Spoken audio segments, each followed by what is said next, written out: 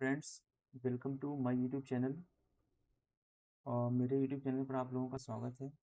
तो एक बार फिर से हम लोग हाजिर हुए हैं नेट जेआरएफ की सीरीज़ को लेकर के। और आज का जो टॉपिक हमारा रहेगा शक्ति, सत्ता और वैधता के ऊपर है। हालांकि इस वीडियो को टू पार्ट्स में डिवाइड किया। पार्ट्स में जो भी होगा आपके सामने आज तो पहला पार्ट ही आ रहा है, ठीक है। नेक्स्ट टाइम में जो भी पार्ट आएगा 2 3 में, जैसे भी अगर ये पीपीटी ज़्यादा बड़ी लगेगी तो उसी के अकॉर्डिंग हम पार्ट में डिवीजन इसका देख लेंगे। तो आज हम पढ़ेंगे शक्ति क्या है, शक्ति के कितने टाइप्स होते हैं, क्या है, क्या क्या डायमेंशंस है इसके पावर्स के। तो इन सब चीज़ों का हम ध्यान में रखते हुए चलेंगे, ठीक है। तो सबसे पहले हम देखेंगे कि शक्ति क्या होती है। शक्ति जो पावर होती है, इसका मतलब है कि शक्ति से अभिप्राय जो है ऐसी क्षमता से है जिससे कोई व्यक्ति दूसरों से अपनी इच्छा के अनुसार कार्य करवा सके या इच्छा के विपरीत चाहे कार्य को करवा सके। यानी कहने का मतलब है कि पावर ऐसी कैपेबिलिटी होती है, पावर ऐसी एबिलिटी होती है जो आप नहीं करना चाहते हैं, पावर के थ्रू आप वो करने लग जाएं, या फिर जो आप करना चाहते हैं कोई व्यक्ति अपने अपना पावर यूज़ करे तो आप उस कार्य को ना करें, ठीक है। यानी कि आपकी इच्छा के विरुद्ध, आपके आपकी जो डिज़ायर्स हैं, जो इच्छाएं हैं, वो उसके विपरीत कोई कार्य करवा सके, तो इसी को ही हम पावर की संज्ञा देते हैं, ठीक है। फिर देखते हैं शक्ति जो है, सत्ता, प्राधिकार जो है, इन तीनों से क्या हो, तीनों में क्या है, अंतर्गुफित भिन्न अवधारणाएं हैं जो परस्पर शक्ति से ही जुड़ी हुई हैं, ठीक है। सारी चीजें क्या है, एक दूसरे से इंटरकनेक्टेड होती हैं, चाहे अथॉरिटी हो, चाहे पावर्स हो आपका, और चाहे फिर सत्ता हो, तीनों क्या है, तीनों एक दूसरे से इंटरकनेक्टेड होती हैं। अगर एक दूसरे से इंटरकनेक्टेड नहीं होंगी तो ये प्रॉपर तरीके से वर्क नहीं कर पाएंगे, ठीक है। तो अब हम देखेंगे डायमेंशंस ऑफ पावर। पावर्स के कितने डायमेंशंस हैं, जैसे कि मिलिट्री पावर हो गई आपकी, फिर इकोनॉमिक पावर हो गई, फिर पॉलिटिकल पावर हो गई, कल्चरल पावर हो गई, फिर साइकोलॉजिकल पावर। ये सब क्या है, पावर्स के टाइप्स हैं, आयाम हैं, ठीक है। इसी को बोलते हैं शक्ति के क्या क्या आयाम हैं। तो हम देखेंगे कि एक एक करके थोड़ा चीज़ों को समझते चलते हैं। जैसे मिलिट्री पावर में क्या होती है, इसमें सेना के द्वारा शक्ति का प्रदर्शन किया जाता है, शक्ति बनाए रखा जाता है। फिर इकोनॉमिक पावर में कोई भी कंट्री या तो इकोनॉमिक पावर होती है या तो मिलिट्री पावर होती है, अपने अपने सेक्टर्स के अलग अलग डिबेट्स होते हैं इसमें। जैसे आप जापान को देखेंगे तो जापान क्या है, जापान इकोनॉमिक पावर है। आप इसराइल को देखेंगे तो इसराइल मिलिट्री पावर में आगे है। आप पॉलिटिकल पावर में देखेंगे तो इंडिया के पास पॉलिटिकल पावर बहुत ज़्यादा है ना। कल्चरल पावर देखेंगे तो इंडिया के पास भी कल्चरल पावर है। तो साइकोलॉजिकल पावर देखना है तो आपको अमेरिका को देखना चाहिए, है ना। अमेरिका ने जो खाड़ी युद्ध हुआ था उसमें उसने मनोवैज्ञानिक शक्ति का प्रयोग किया। उसने अपने जो खाड़ी वॉर में जो उसने जो जो वेपन्स, जो जो हथियार उसने यूज किए थे, उसको सब उसने टीवी पर या उसका लाइव टेलीकास्ट उन्होंने कराया। क्यों कराया, क्योंकि अमेरिका अपने शक्ति का प्रदर्शन करना चाहता था, लोगों के अंदर एक साइकोलॉजिकल बैरियर बनाना चाहता था कि जिससे कि अन्य देश क्या करें, अन्य देश इसको देखें और अमेरिका की शक्ति को माने और अमेरिका के वर्चस्व को वे स्वीकार कर लें, ठीक है। तो ये शक्ति के आयाम होते हैं, शक्ति के बहुत सारे डायमेंशंस होते हैं। तो इन सब डायमेंशंस को हम एक एक करके देख लिए, ठीक है।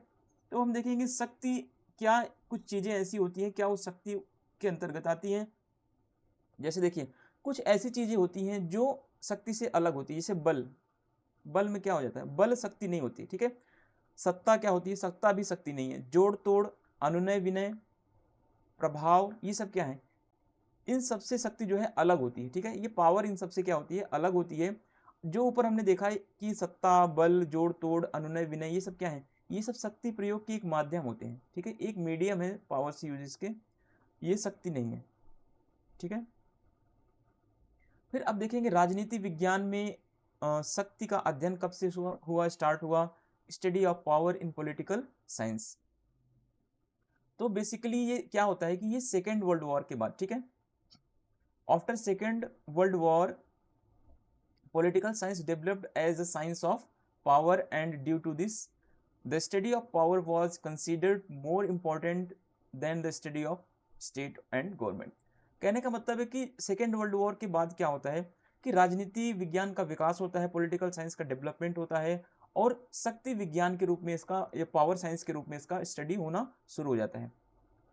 अब इसमें होता क्या है सेकेंड वर्ल्ड वॉर के बाद, सेकेंड वर्ल्ड वॉर के बाद ये होता है कि अब इसमें जो पहले सेकेंड वर्ल्ड वॉर के पहले क्या होता था कि जो स्टडी की जाती थी वो स्टडी होती थी गवर्नमेंट को लेकर के और स्टेट को लेकर कि कौन से देश की गवर्नमेंट कैसी है, कौन से देश का स्टेट कैसा है, ठीक है, इन सब चीज़ों को लेकर के स्टडी किया जाता था।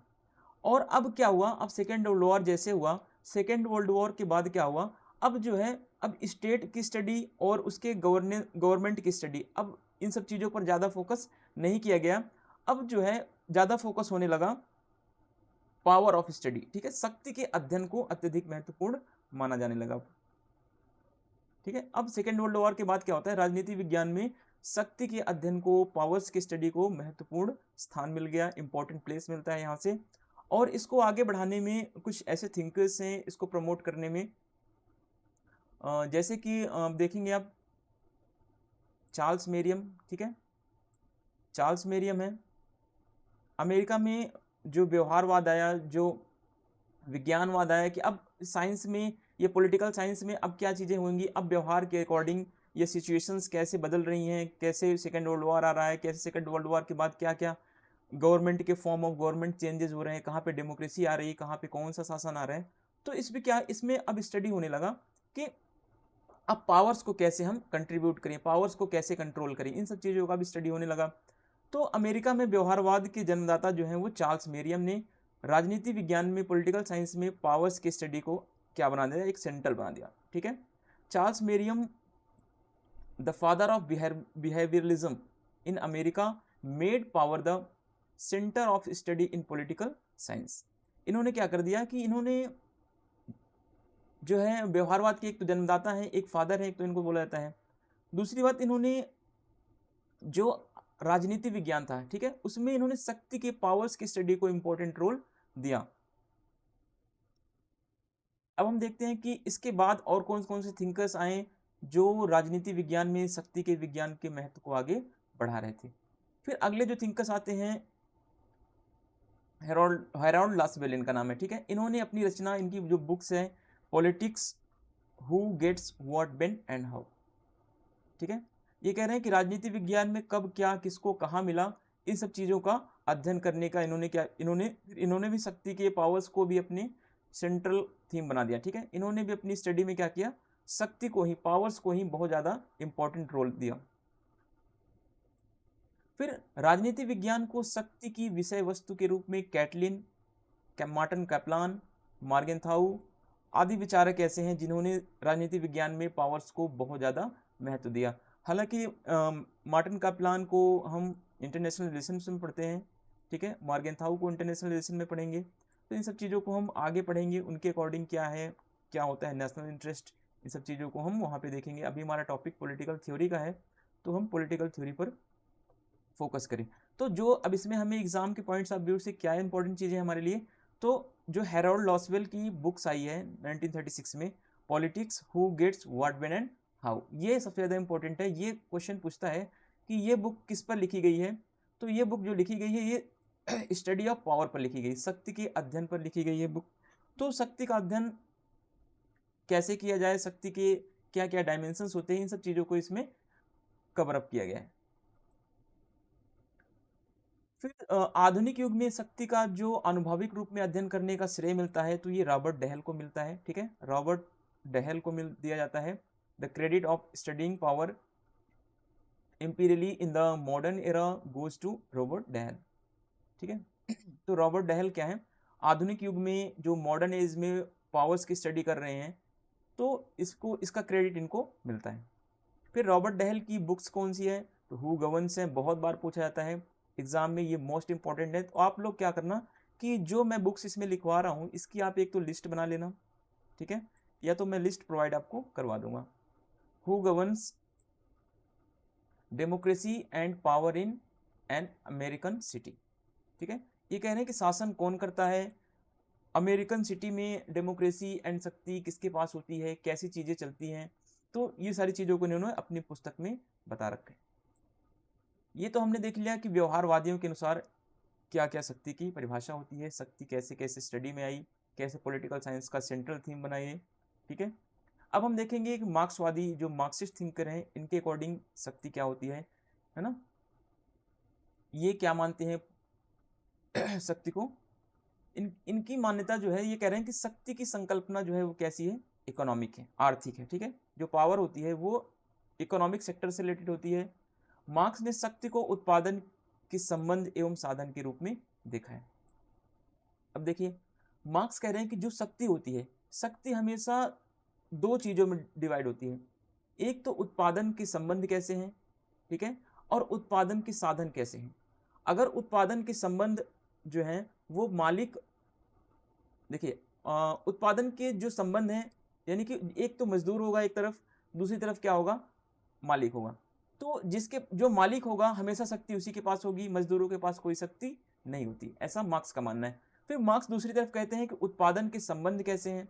अगर उत्पादन जो है, ठीक है, उत्पादन जैसे मान लीजिए मशीनों के द्वारा हो रहा है, उद्योगों के द्वारा हो रहा है, ये बड़ी बड़ी इंडस्ट्री में हो रहा है, तो उत्पादन के संबंध भी क्या करते हैं, शक्ति को निर्धारित करते हैं। तो उत्पादन के संबंध जैसे होंगे वैसे ही समाज की संरचना होगी, और यही सामाजिक संरचना, यही आर्थिक संरचना क्या करती है, शक्ति को परिभाषित करती है। मार्क्स का बेसिकली ये मानना था कि शक्ति उसी के पास होगी जिसके पास इकोनॉमिक पावर होता है, जिसके पास आर्थिक शक्ति है। ठीक है, आर्थिक शक्ति किसके पास होती है, मजदूरों के पास होती है या फिर उद्योगपतियों के पास होती है। तो आपका आंसर होगा सीधे से कि जो शक्ति होती है वो हमेशा उद्योगपतियों के पास होगी। ठीक है, वो हमेशा कॉरपोरेट के पास होती है। तो हमेशा जो है शक्ति किसके पास होगी, हमेशा उद्योगपतियों या एलीट क्लास के पास ही होती है। फिर मार्क्स के अनुसार जिसका नियंत्रण उत्पादन के साधनों पर होगा वही शासन करता है।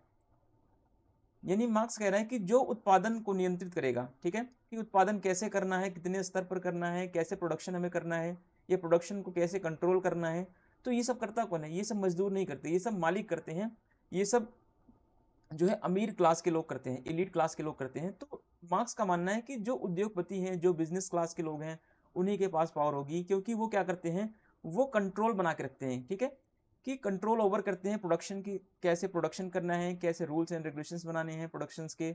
तो इन सब चीज़ों का इन सब चीज़ों के ऊपर जिसका कंट्रोल होगा उसी के पास पावर होगी।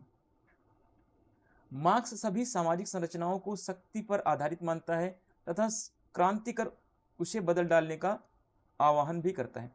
मार्क्स कह रहा है कि सामाजिक संरचनाओं को, जो जितनी भी सामाजिक संरचनाएं होती है, जितने भी सोशल स्ट्रक्चर्स होते हैं हमारे, ठीक है, ये सब हमेशा शक्ति पर आधारित होंगे। ठीक है, और मार्क्स कह रहा है कि इन सोशल स्ट्रक्चर्स को क्या करना है, हमें क्रांति के माध्यम से, रेवोल्यूशन के माध्यम से बदलना है। फिर आगे ग्रामसी आते हैं, नौ मार्क्सवादी विचारक हैं। ग्रामसी ने शक्ति को वैचारिक रूप में प्रस्तुत किया। इन्होंने कहा कि जो पावर होती है वो आइडियोलॉजिकल फॉर्म में होती है। ठीक है, जिसको इन्होंने क्या बोला, हेजीमनी बोला, जिसको इन्होंने हेजीमनी की संज्ञा दे दी, जिसको इन्होंने आधिपत्य की संज्ञा दे दी। ठीक है, तो मार्क्स कहते हैं कि ग्रामसी कहते हैं कि कुछ चीजें, शक्ति जो होती है वो वैचारिक भी होती है, ऐसा नहीं कि शक्ति हमेशा आर्थिक होती है।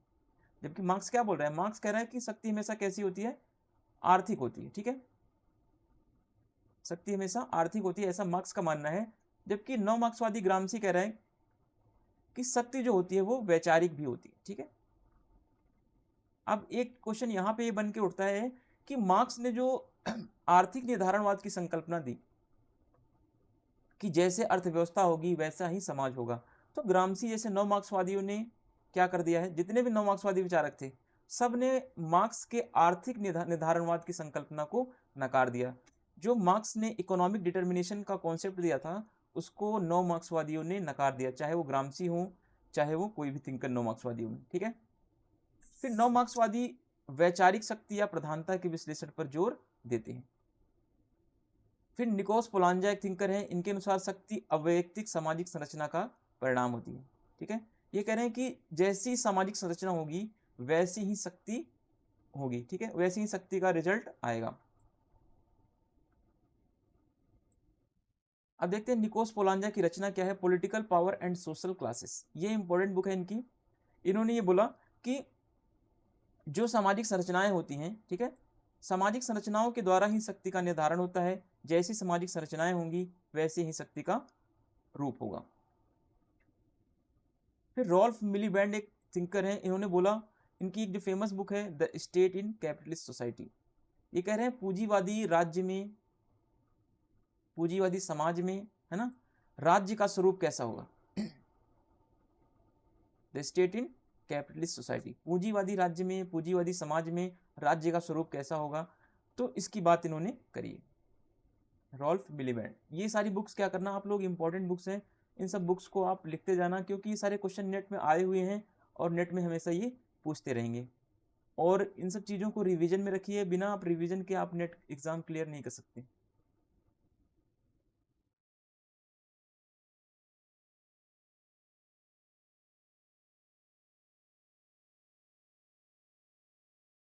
अब देखिए, हमने मार्क्सिस्ट आइडियोलॉजी को देख लिया कि इन्होंने शक्ति को क्या माना है।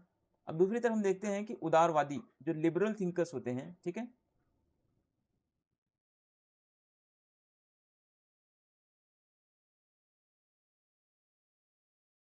जो लिबरल थिंकर्स होते हैं उनके अकॉर्डिंग पावर्स क्या होती है। यहाँ पे इंग्लिश वाला थोड़ा टाइपिंग में मिस्टेक हो गया, ऊपर 2 बार आ गया यहाँ पे, ठीक है। पावर्स अकॉर्डिंग टू लिबरल्स, इन्होंने क्या माना, जो उदारवादी हैं इन्होंने शक्ति को राजनीतिक रूप में स्वीकार किया है।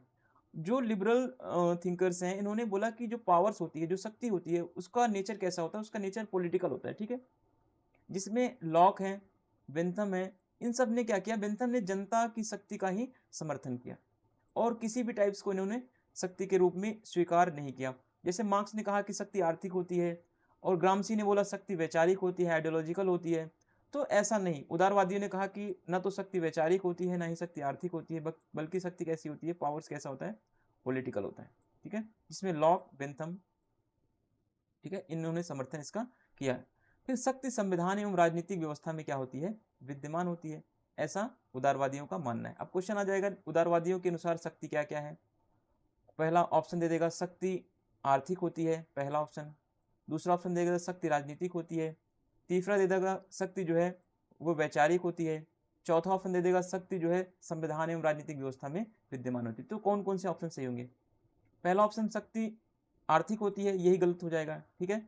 दूसरा ऑप्शन शक्ति राजनीतिक होती है, सही है।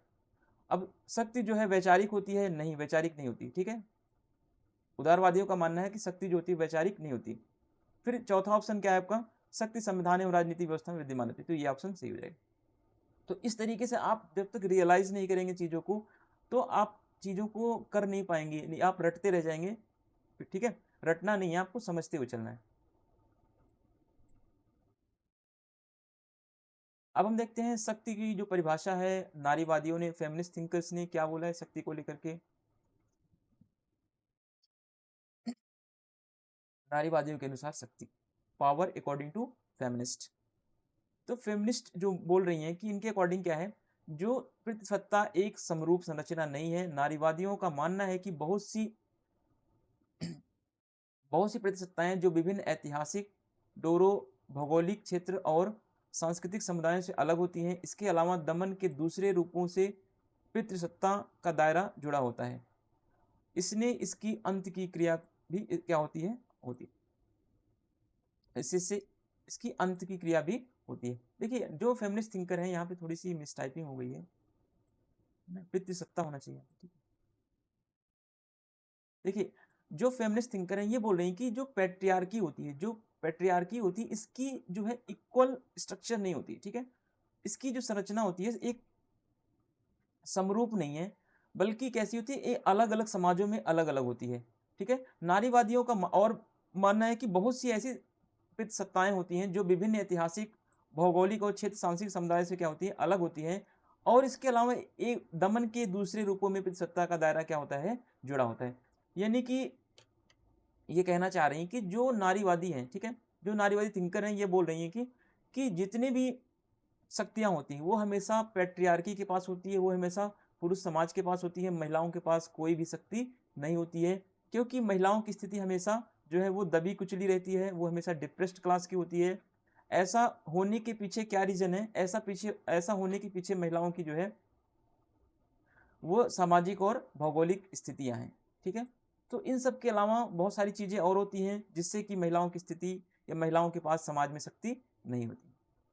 उदाहरण के लिए संयुक्त राज्य अमेरिका की पितृसत्ता में एक गोरी महिला और एक भारत की दलित महिला को अलग अलग तरीके से प्रभावित करती है। आप देखेंगे कि आज जो भारत की दलित महिला है ना, और अमेरिका की जो एक व्हाइट क्लास की महिला, श्वेत महिला है, ठीक है, उसके पास, अमेरिका की श्वेत महिला, अमेरिका की गोरी महिला के पास ज़्यादा शक्ति होगी और भारत की दलित महिला के पास कम शक्ति और कम अधिकार हो सकते हैं। ठीक है, ये बात जो है ऐसा फेमिनिस्ट थिंकर बोल रही हैं कि समाज का जब स्वरूप बदलता है, समाज की सिचुएशंस बदलती है, जब समाज की संस्कृतियां बदलती हैं, तो महिलाओं की स्थिति में भी बदलाव आता है और उनकी शक्ति में भी क्या होता है, परिवर्तन होता है। ठीक है, नारीवादी पितृसत्ता को शक्ति का केंद्र मानते हैं। नारीवादियों का मानना है कि पितृसत्ता के कारण महिलाएं आर्थिक एवं राजनीतिक रूप में हाशिए पर हैं। देखिए फेमिनिस्ट थिंकर क्या बोल रही हैं कि जो पैट्रियार्की है ना, पैट्रियार्की की पावर ही, पैट्रियार्की के पास ही क्या होती है, पूरी शक्ति होती है, और पैट्रियार्की के कारण ही, है ना, पैट्रियार्की के कारण ही क्या है, पैट्रियार्की के बिहाफ पर या पैट्रियार्की के रीजन से ही महिलाओं को आज तक कोई भी अधिकार नहीं मिल पाया है, और महिलाओं की स्थिति जो है वो राजनीतिक, पॉलिटिकल सेक्टर में और इकोनॉमिक सेक्टर में, दोनों ही सेक्टर में क्या है, कमजोर पड़ चुकी हैं। तो इसीलिए इन्होंने क्या आह्वान किया, इसीलिए इन्होंने जो स्लोगन दिया कि जो है पैट्रियार्की को खत्म किया जाए। जब तक पैट्रियार्की नहीं खत्म होगा तब तक जो पावर्स का डिस्ट्रीब्यूशन है, जो शक्ति का वितरण है, वो समाज में समान नहीं हो सकता। ठीक है, अब नोट करके है, देखिए, शक्ति का कोई एक नारीवादी विश्लेषण नहीं है। विभिन्न नारीवादी परंपराओं के नारीवादियों ने पितृसत्ता के स्रोत का अलग अलग तरह से विश्लेषण किया। देखिए जितने भी फेमिनिस्ट थिंकर आई हैं, कुछ लिबरल फेमिनिस्ट थिंकर थी, जैसे मैरी वोल्सटनक्रॉफ्ट, ये सारे थिंकर्स लिबरल थे, तो इन्होंने महिलाओं की शक्ति के लिए कुछ कम डिमांड की। लेकिन जैसे जैसे फिर एक्सट्रीमिस्ट थिंकर आई, जैसे जैसे रेडिकल थिंकर्स आए, रेडिकल फेमिनिज्म आया, तो उन्होंने अलग अलग तरीके से महिलाओं के लिए, नारीवादियों के लिए अलग अलग डिमांड करना शुरू कर दिया। तो इसीलिए ये कहा गया कि शक्ति का कोई एक नारीवादी विश्लेषण नहीं है, बल्कि अलग अलग जो फेमिनिस्ट थिंकर्स हैं, अलग अलग नारीवादी परंपराओं के नारीवादियों ने पितृसत्ता के स्रोत का अलग अलग तरह से क्या किया है, इन्होंने एनालिसिस किया है। ठीक है, एनालाइज किया हुआ। ये तो हमने देख लिया कि शक्ति का स्वरूप व्यवहारवादी क्रांति में कैसा हुआ, फिर मार्क्सवादियों ने कैसा माना, उदारवादियों ने कैसा माना शक्ति को, और अब देखेंगे कि बहुलवादी, ठीक है, जो प्लूरलिस्ट थिंकर्स हैं, ये कैसे मानते हैं शक्ति को। ये तो पढ़ने का तरीका होता है, अलग अलग डायमेंशंस के अकॉर्डिंग हम शक्ति को पढ़ते जाएं तो हमारे लिए क्या होगा, बेनिफिशियल ज़्यादा होगा। ठीक है, तो सारी चीज़ें हम एक तरीके से प्रॉपर वे में कवर कर चलते कर रहे हैं, तो इन सब चीज़ों को कवर अप करेंगे और सारी चीज़ों को हम ध्यान से पढ़ते चलेंगे। तो हम देखेंगे बहुलवाद का जन्म जो हुआ, ये हमारा जो बहुलवाद है, ठीक है, ये संभ्रांतवादी विचारधारा के अगेंस्ट में आया हुआ है। ठीक है, आलोचना के रूप में हुआ इसका। बहुलवादी मार्क्सवादी विचारधारा के भी क्या है, आलोचक हैं। जो बहुलवाद है हमारा क्या है, ये मार्क्सवाद की एक तो आलोचना करता है, ठीक है, और ये दूसरी तरफ ये एलीट क्लास की भी आलोचना करता है। अब इसके प्रमुख जो मेन थिंकर्स कौन कौन है, प्लूरलिस्ट थिंकर्स कौन कौन से, रॉबर्ट डहेल। रॉबर्ट डहेल ने बहुलवादी शक्ति का सिद्धांत व अन्य तत्ववादी सिद्धांत प्रस्तुत किए हैं। ठीक है, तो बहुत ही इंपॉर्टेंट है जो रॉबर्ट डहेल है। रॉबर्ट डहेल ने एक स्टडी प्रस्तुत की जिसका शीर्षक था who governs democracy and power in American city 1961। यह स्टडी अमेरिकी लोकतंत्र के विषय में सी राइट मिल्स के दावों का विवेचन करने के लिए की गई थी। सी राइट मिल्स एक अभिजनवादी विचारक है, मैं आपको बता दूं, एलीट क्लास के थिंकर्स हैं सी राइट मिल्स जो थिंकर हैं वो हैं एलीट क्लास के, अभिजनवादी विचारक हैं, अभिजनवादी विचारक हैं। तो उन्हीं अभिजनवादी विचारक की जो एक बुक आई थी सी राइट मिल्स की, द पावर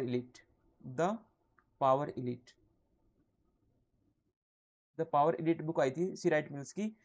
इसी बुक की स्टडी के लिए इन्होंने एक बुक लिखा, जो सी राइट मिल्स ने जो अपनी पुस्तक पावर इलीट्स में कुछ अपने दावे प्रस्तुत किए थे, उसी दावे को स्टडी करने के लिए अमेरिका में क्या लिखा, एक बुक लिखा हु गवर्न्स, रॉबर्ट डेहल ने, who governs democracy and power in American city, ठीक है।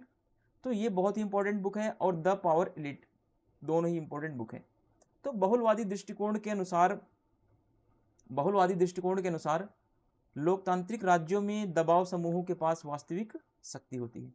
देखिए अब बहुलवाद क्या मान रहा है, बहुलवाद कह रहा है कि एक तरफ जो जहाँ पे इलीट क्लास के लोग कहते थे कि शक्तियाँ कहाँ किसके पास होती हैं, केवल अभिजन वर्ग के पास होती हैं, केवल इलीट क्लास के पास होती हैं, ठीक है।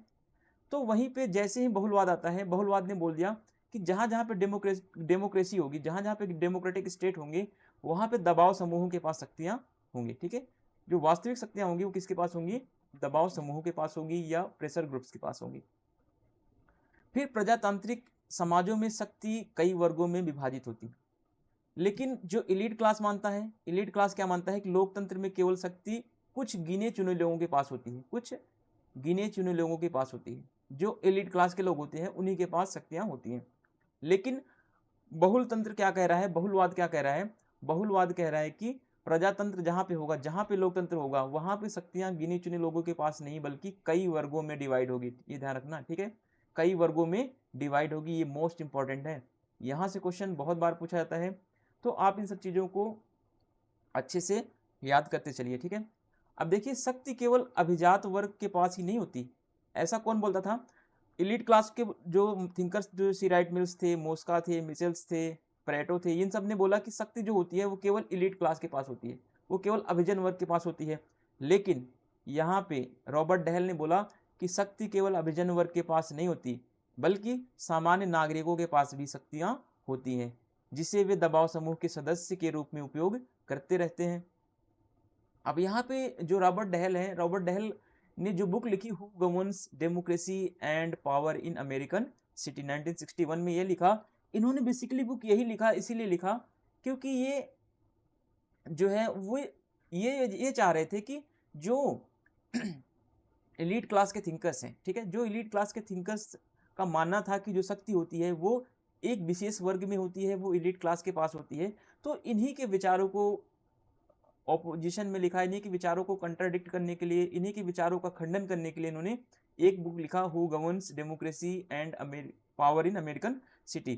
तो जिसमें इन्होंने ये बताया कि शक्ति जो है वो केवल अभिजात या एलीट क्लास के पास ही नहीं होती बल्कि सामान्य नागरिकों के पास भी शक्तियाँ होती हैं, और ये सामान्य नागरिक जो हैं दबाव समूह के सदस्य बन जाते हैं, और दबाव समूह के सदस्य बन के क्या करते हैं, अपनी शक्तियों का प्रयोग करते रहते हैं। अगर वीडियो आपको अच्छी लग रही हो, वीडियो आपको समझ में आ रही हो, आपको ये लग रहा हो कि एग्जाम में सारे क्वेश्चन आए हुए हैं, है ना, तो आप प्लीज़ चैनल को लाइक करें, सब्सक्राइब करें और चैनल को शेयर कर दें, ठीक है। फिर अब देखिए आगे हम देखते हैं बहुलवाद अब क्या मान रहा है। अब देखिए बहुलवादियों के अनुसार समाज में शक्ति का वितरण कैसा होता है, अलग अलग समूहों में डिवाइड होता है। लेकिन यही बात कौन नहीं मानता, यही बात जो है एलीट क्लास के थिंकर, अभिजनवादी नहीं मानते यही बात को। अभिजनवादी कहते हैं कि शक्ति जो होती है केवल मुट्ठी भर लोगों के पास होती है, जो एलीट क्लास के लोग हैं, ठीक है। लेकिन बहुलवाद इस विचारधारा का खंडन करता है, इस आइडियोलॉजी को वो अपोजिट में आता है और बोलता है कि बहुलवादी कि समाज में जो सोसाइटी में पावर्स होती हैं वो अलग अलग ग्रुप्स में क्या होती हैं, डिस्ट्रीब्यूटेड होती हैं, ठीक है। अलग अलग ग्रुप्स में क्या होती हैं, ये अलग अलग समूहों में ये विभाजित होती हैं। बहुलवादियों के अनुसार शक्ति क्या होती है, संबंधात्मक या सापेक्षिक होती है। शक्ति सापेक्ष का मतलब है कि शक्ति जो है एक ग्रुप की तुलना में कमजोर या ताकतवर हो सकती है। ऐसा नहीं होता कि शक्ति जो है, ऐसे मान लीजिए आप ये कह रहे हैं कि अमेरिका और इंडिया की तुलना करें, ठीक है, अमेरिका और इंडिया की तुलना करें। आपने देखा एक तरफ अमेरिका है, दूसरी तरफ इंडिया है हमारा, तो इसमें अगर शक्ति की तुलना करें तो हम बता सकते हैं कि अमेरिका क्या है, ज़्यादा शक्तिशाली है इंडिया से। तो ये हो गई सापेक्षता। तो हम ये नहीं कह सकते ना कि अमेरिका जो है निरपेक्ष शक्ति है। निरपेक्ष का मतलब है कि दुनिया में अमेरिका ही शक्तिशाली है, उसके अलावा कोई किसी के पास शक्ति नहीं है, या फिर इससे ज़्यादा किसी के पास शक्ति नहीं। हो सकता है अमेरिका की शक्ति चाइना से कम हो सकता है कि अमेरिका की शक्ति रसिया से कम हो, है ना, हो सकता है कि अमेरिका की शक्ति इजराइल से कम हो।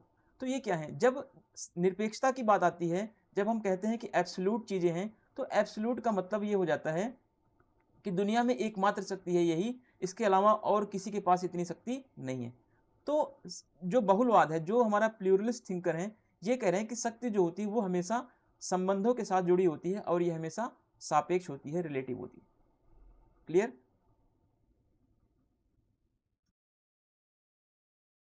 अब बहुलवादियों के अनुसार शक्ति मूलतः नॉन सेक्शनल या नॉन जीरो सम गेम पर आधारित होती है।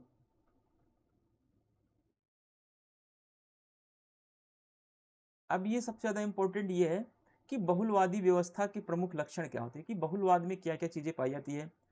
देखिए बहुलवाद में तो एक तो पहली चीज पाई जाएगी कि यहाँ पे कॉम्पिटेटिव पार्टी सिस्टम होगा, ठीक है, प्रतिस्पर्धी दलीय व्यवस्था होगी। दूसरी चीज यहाँ पे स्वतंत्र तथा निष्पक्ष चुनाव होगा, ठीक है, फ्री एंड फेयर इलेक्शन होगा यहाँ पे। फिर तीसरा हमारा है फ्रीडम ऑफ प्रेस, प्रेस की स्वतंत्रता होगी। फिर हमारे पास है राइट ऑफ डिसएग्री, असहमत होने का अधिकार हमारे पास होना चाहिए। तो ऐसे जहाँ पे ऐसे लक्षण होंगे उसी को हम बहुलवाद की श्रेणी में रख सकते हैं, ठीक है, उसी को हम बहुलवाद की श्रेणी में रख सकते हैं। फिर अब इसके बाद बहुलवाद के बाद नौ बहुलवाद आता है, ठीक है, वो बहुलवाद से ज़्यादा इंपॉर्टेंट नौ बहुलवाद है हमारा, क्योंकि इसमें भी रॉबर्ट डहेल हैं। फिर इसके बाद एक इंपॉर्टेंट थिंकर जुड़ जाते हैं इसमें, चार्ल्स लिंडब्लॉम, ठीक है। नौ बहुलवाद, न्यू प्लूरलिज्म बहुत ही इंपॉर्टेंट है। अभी इन्होंने यह माना, नौ बहुलवादियों ने यह माना कि सभी वर्गों के पास समान शक्ति नहीं होती, ठीक है। इनका यह मानना था कि जो वर्ग होते हैं इन सभी वर्ग एक जैसे नहीं होते, बल्कि किसी के पास कम शक्ति होगी, किसी के पास ज़्यादा पावर होगा, ठीक है।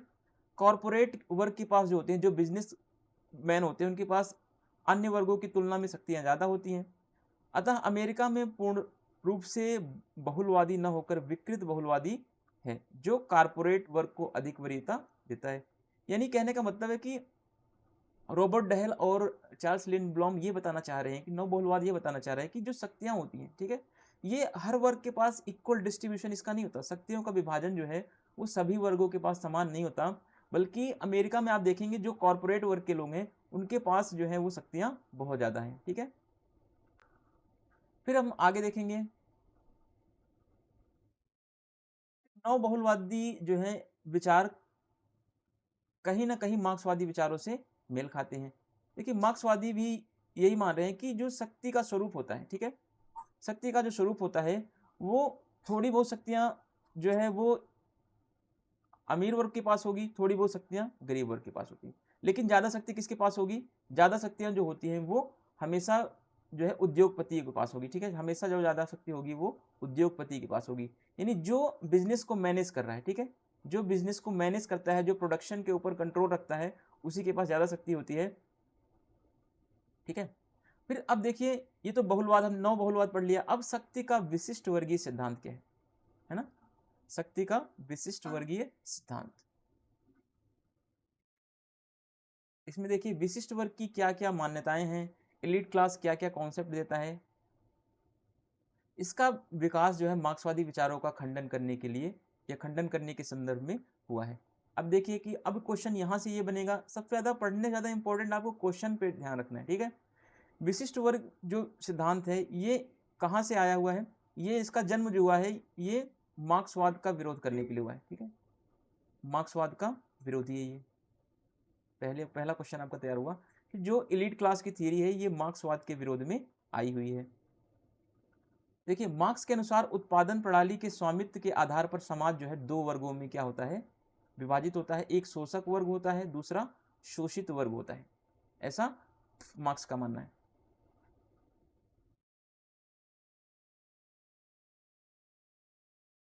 अब देखिए दो प्रकार के लोग होते हैं समाज में हमेशा, ठीक है, समाज में दो टाइप्स के लोग होते हैं, ऐसा मानना है विशिष्ट वर्गवादियों का। मार्क्स ने बोल दिया कि समाज में दो वर्ग तो होते हैं, ठीक है, एक होता है कि शोषक वर्ग जो हमारा एक्सप्लॉयटेशन करता है, एक होता है जो हम शोषित है, ठीक है, एक एक्सप्लॉयटेड होता है, एक एक्सप्लॉयटिंग होता है, ठीक है, दो वर्ग मार्क्स ने बता दिए। लेकिन एलीट क्लास क्या बता रहा है, शक्ति अभियान के सिद्धांतकार क्या बता रहे हैं कि समाज में दो वर्ग तो होते हैं, लेकिन एक विशिष्ट वर्ग होता है, दूसरा जनसाधारण होता है, ठीक है, एक विशिष्ट वर्ग होता है, दूसरा जनसाधारण वर्ग होता है। अब इसमें देखिए जनसाधारण विशिष्ट वर्ग क्या क्या होते हैं, इसको देखते चलते हैं। किसी भी प्रकार की व्यवस्था में यह अंतर हमेशा बना रहता है, ठीक है, किसी भी प्रकार की व्यवस्था होगी यह अंतर हमेशा बना रहेगा, चाहे कैसी व्यवस्था, चाहे साम्यवादी व्यवस्था हो, चाहे पूंजीवादी व्यवस्था हो, चाहे उदारवादी व्यवस्था हो, कैसी व्यवस्था हो, उस समाज में विशिष्ट वर्ग एक होगा, एक जनसाधारण वर्ग होगा, ठीक है। लेकिन मार्क्स क्या कहता है, मार्क्स कहता है कि जब साम्यवाद आ जाएगा, जब साम्यवाद आ जाएगा तो ऐसी कोई अवस्था नहीं रहेगी, बल्कि शक्तियां सभी के पास क्या हो जाएंगी, समान हो जाएगी, ना तो वहां पे वर्ग होगा ना ही वर्ग संघर्ष होगा। लेकिन इस बात का विरोध कौन कर देता है, इस बात का विरोध जो है वो इलीट क्लास के लोग कर देते हैं। इलीट क्लास के लोग बोलते हैं कि जो अंतर है, ठीक है, जो विशिष्ट वर्ग और जनसाधारण के बीच में अंतर है, ये अंतर हमेशा क्या होगा, बना रहेगा। क्यों बना रहेगा, क्योंकि समाज में जो चीजें होती हैं हमेशा समाज में शक्तिशाली वर्ग ही क्या करते हैं, स्वामित्व का नियंत्रण करते हैं, या फिर किसी भी चीज पर वो कंट्रोल करने के लिए आगे रहते हैं। अब इसमें देखें विशिष्ट वर्ग की क्या क्या मान्यताएं हैं।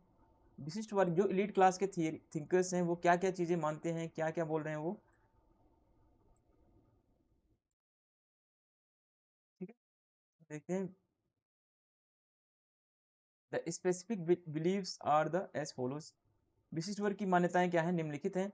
जैसे कि ये समाज में शक्ति के वितरण में असमानता को देखते हैं, इसके कई कारण हैं। जो विशिष्ट वर्गवादी हैं ये कह रहे हैं समाज में शक्तियां समान नहीं होती, बल्कि समाज में क्या होता है, वितरण असमान होता है शक्तियों का, ठीक है। शक्तियां हमेशा ज्यादा किसके पास होगी, जो विशिष्ट वर्ग होंगे, और कम शक्तियां होंगी हमेशा जनसाधारण के पास। शक्ति देखिए, ये विशिष्ट वर्गवादी क्या कह रहे हैं, शक्ति का संकेंद्रण जो होता है, शक्ति का जो कंसंट्रेटेड फॉर्म होता है, शक्ति जो इकट्ठी होती है वो कुछ ही लोगों के हाथ में होती है, और ये कुछ लोग जो होते हैं, है ना, जो एलीट क्लास के लोग हैं, अपनी सत्ता स्थापित करते हैं और आधिपत्य के विस्तार का प्रयास करने लगते हैं। अब जो शक्ति के एलीट क्लास को मानने वाले लोग हैं, अब देखिए विशिष्ट वर्गवादी जो सिद्धांतकार हैं ये कह रहे हैं कि शक्ति जो होती है वो शक्ति हमेशा कुछ ही गिने चुने लोगों के पास होती है। वो गिने चुने लोग कौन से हैं, वो अमीर वर्ग के लोग होते हैं, ठीक है। एलीट क्लास के पास ही शक्तियां सारी होती हैं, और ये लोग क्या करते हैं, इसी शक्ति का प्रयोग करके सत्ता को स्थापित कर लेते हैं, चुनाव के माध्यम से, जिस जिस किसी के माध्यम से वो अपनी सत्ता को बना लेते हैं, और इसी सत्ता का हमेशा वो विस्तार करने में लगे रहते हैं। फिर विशिष्ट वर्गवादियों के अनुसार शक्ति का समाज में समान वितरण नहीं होता है। ये सही बात है, नहीं होता। क्यों नहीं होता, क्योंकि ये कह रहे हैं कि शक्तियां ज्यादा किसके पास होती हैं, एलीट क्लास के पास होती हैं, और जो मास होता है, ठीक है, जो जनसाधारण होता है उसके पास शक्तियां क्या होती हैं, कम होती हैं। ज्यादा शक्तियां इसके पास होंगी, एलीट क्लास के पास। इसीलिए जो समाज में शक्तियों का वितरण समान नहीं होता है। फिर विशिष्ट वर्ग के अनुसार शक्ति का जो संकेंद्रण होता है मुट्ठी भर विशिष्ट लोगों में होता है, और यह हमेशा सदैव बना रहेगा, चाहे कोई भी समाज आए, चाहे कोई भी सोसाइटी आए, चाहे मार्क्सवाद आए, चाहे साम्यवाद आए, चाहे उदारवाद आए, चाहे कोई भी अवस्था आ जाए, ठीक है, ये हमेशा ये स्वरूप, ये फॉर्म बना रहेगा, ऐसा मानना है विशिष्ट वर्गवादियों का। फिर विशिष्ट वर्गवादियों के अनुसार शक्ति क्या होती है, सेक्शनल होती है। ये कुछ सेक्शन में डिवाइड होती है, कुछ सेक्टर्स में डिवाइड होती है, कुछ समूहों में बटी रहती है। एक समूह जैसे मान लीजिए एलीट क्लास का समूह है, ठीक है, एक समूह क्या है, एलीट क्लास का है, या अभिजातों का समूह है। दूसरा समूह क्या है, जनसाधारण का है, मास का है। तो ये हमेशा क्या होती है, सेक्शन में डिवाइड होती है। शक्तियां हमेशा अभिजात वर्ग के पास ज्यादा होंगी, और जनसाधारण के पास शक्तियां क्या होंगी, कम होंगी, ठीक है। अब कुछ थिंकर्स ऐसे हैं जो बहुत ही इंपॉर्टेंट हैं, जैसे पेरेटो, रॉबर्ट मिचेल्स, मोस्का, सी राइट मिल्स। ये सारे थिंकर्स जो हैं अभिजनवादी थिंकर्स हैं, एलीट क्लास के थिंकर्स हैं ये, ठीक है, एलीट क्लास से जुड़े हुए विचारक हैं। तो ये कल से जो चीज़ें पढ़ेंगे वो हम पढ़ेंगे, नेक्स्ट टॉपिक में हम पढ़ेंगे उत्तर आधुनिकतावादियों के अनुसार शक्ति का सिद्धांत क्या है। ये बहुत ही इंपॉर्टेंट चीज़ें हैं, ठीक है, ये बहुत ही इंपॉर्टेंट टॉपिक है। तो हम सारी चीज़ें यहाँ से पढ़ेंगे और आगे से नेक्स्ट पार्ट में। तो thank you, thanks for watching.